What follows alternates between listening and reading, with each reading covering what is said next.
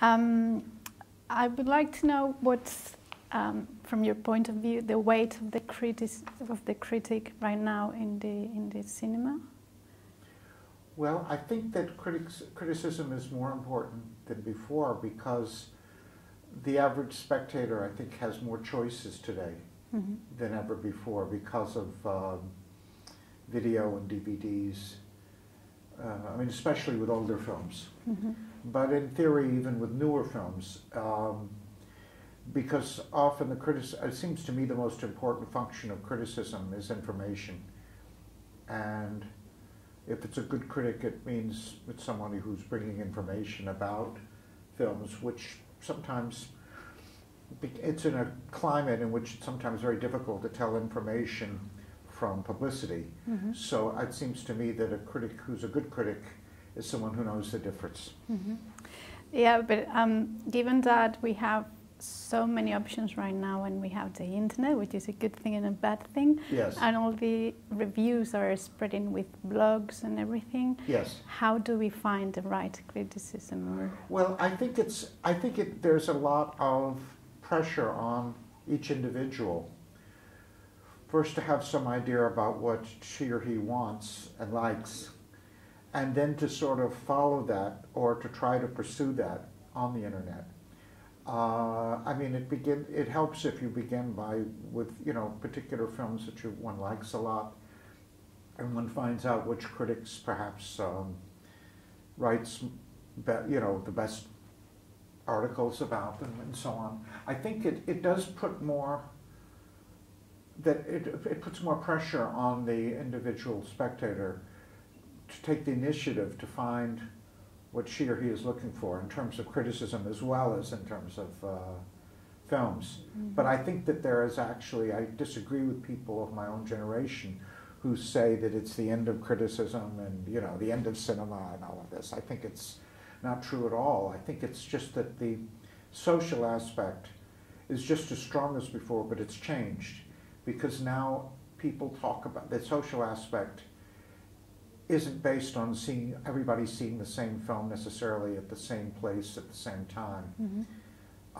Whereas I can remember in the 60s, which was a good period in some ways, sometimes you would see a film that you cared about a lot, but then you wouldn't find someone else who saw the same film for 4 or 5 weeks. Whereas now there's an immediate access to other people, but it's not in the same geographical location. It can even be international, which is also very interesting. Would you say that to be a critic, you need to have a wide knowledge of the history of film, history of cinema, a background? Well, I think that's very important. And I mean, one thing that encourages me is I know many cinephiles who are quite young who know much, much more about cinema than I did at their age. Because I think it's possible to know more if you are focused. So I think but I do think it's important. And I mean, I know some people say it doesn't matter. I think it does matter. Do you think it's a danger nowadays with the access we have to put up our comments and everything on the net, and not having the knowledge of history of cinema, just to make critiques that have no weight or no basis? Well, but I think that there is a lot about the history of cinema that's on the internet too. I mean, the point is, as you were indicated, it's more of everything, more that's good, more that's bad than before.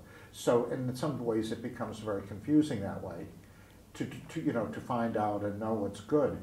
But I do think it's possible if someone is motivated to find out these things. Yes, I mean, I think it's in a way, it's almost impossible to be a critic without some sense of history, because, I mean, in a sense, the best criticism about contemporary films are films that understand the present, and you can only understand the present in relation to the past, so I think. Yeah, in that sense, I read a critique or a comment you made on The Artist, saying that the form maybe was not the correct form for the time being, right? Yes. That how can we be inspired, or how can filmmakers be inspired by the past without imitating it? Is that? Well, partly because I think they're not able to sort of imitate exactly. I mean, one thing I always impressed me was Dizzy Gillespie said that he created his style as a jazz trumpeter by trying to imitate Roy Eldridge and failing. Mm. And I think the same thing happened with Godard. Godard was not able to make commercial American narrative films, but he tried to.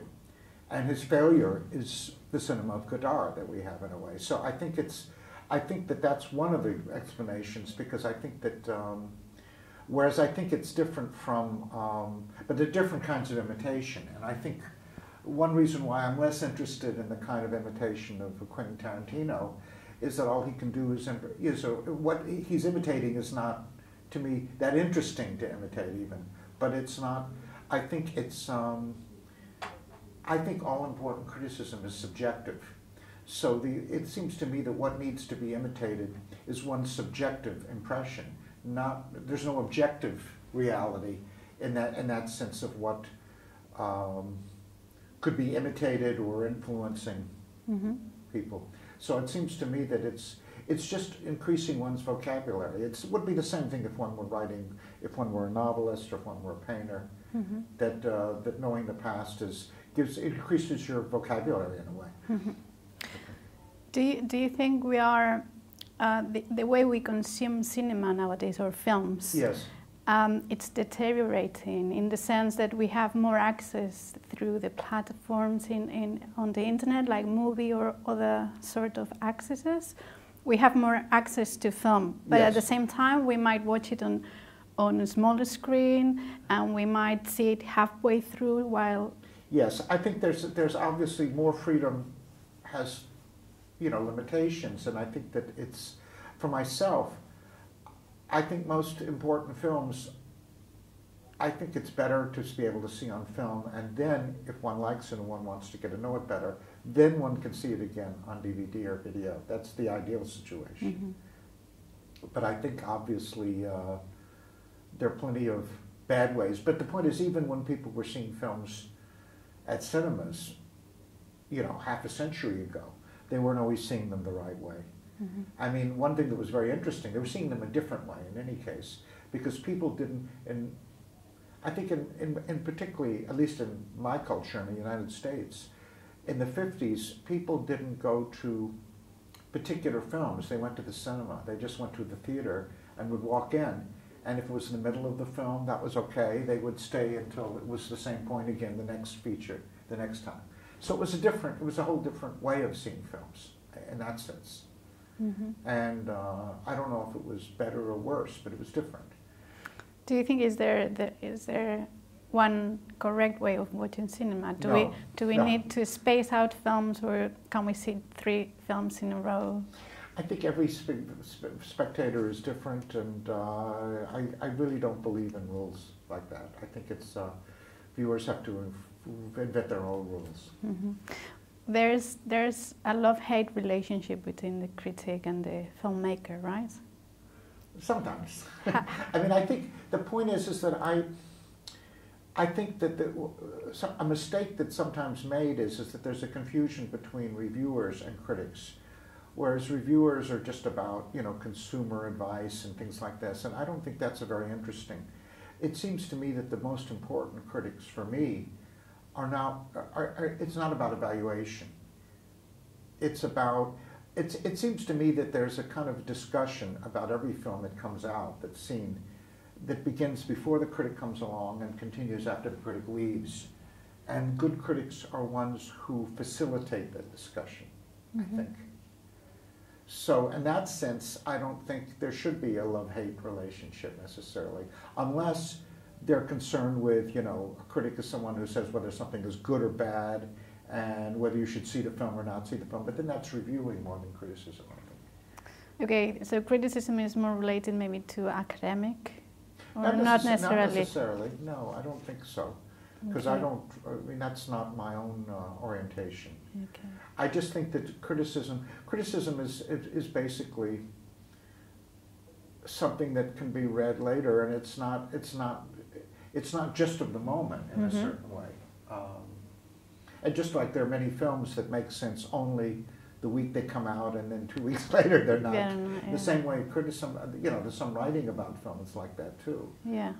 So you need time sometimes, like in cinema, to know what's good from bad, in the sense of naming classics. Well, I don't know if it's even that, because I mean sometimes I think what I feel like I'd like to do is help the person who's reading me reach their own conclusions. They don't have to agree with me, and I think that I think spectators should work out their own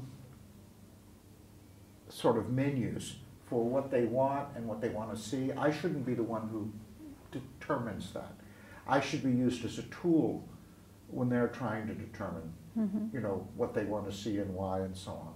But I would hate to be a legislator or dictator who says, you should see this and not that. And because some people should see a film, some people shouldn't see a film. It's not the same for every spectator, I think. And so it would be silly to kind of like impose the same taste on every viewer, I think. Okay. Yeah, with all the access we have to cinema now, do you think that new filmmakers, the ones you are maybe viewing now at the festival, they have a more wider cultural education, visual cultural education? I don't know if that's true necessarily. I think because what you were saying about the way that people see films on their telephones, so you can't get a very wide visual culture that way. So I don't know if that's true. I think it would be very hard for me to know the answer to that, but I don't think that necessarily. I generally don't think that people are more sophisticated now than they were at other times. I think there are too many changes. It's hard to, to simply say things are better or worse. I think they're different. Yeah. And what's the role of a film festival in the sense of giving a platform for films? Well, they're obviously always been very important. They've been important to me, and I think what is very important, though, of the best festivals, is that the programmers have a certain taste and reflect a certain critical positions.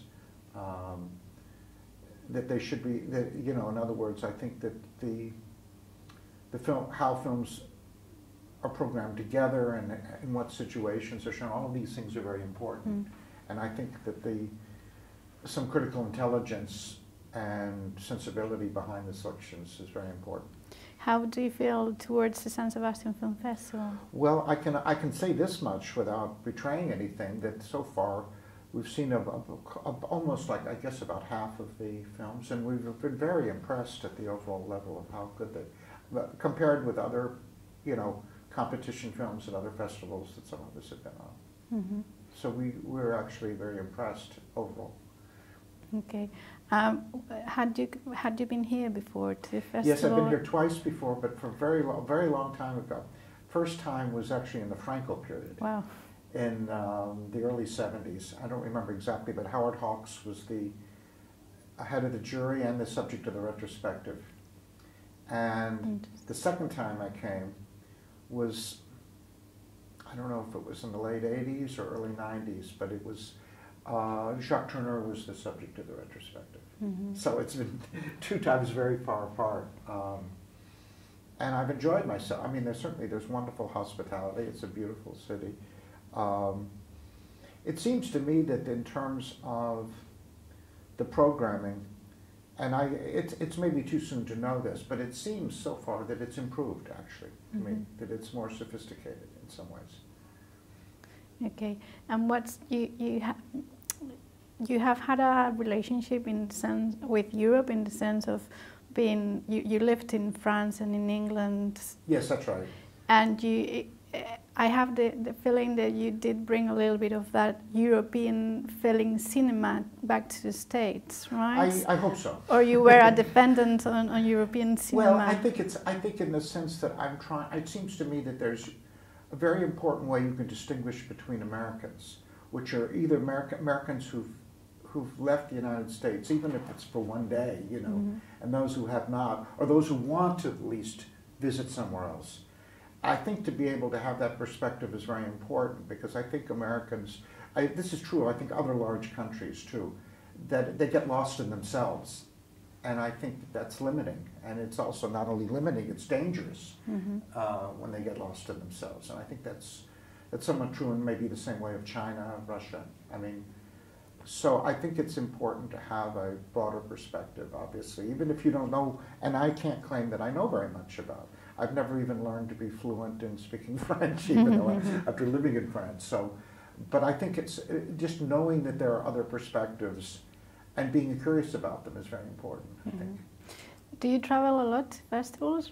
I don't know what a lot means. Not less than many of the people I know who are, you know, still active, but I pretty much. I mean, this is actually this year. I was the president of another jury at my first trip to Mexico in Mexico City.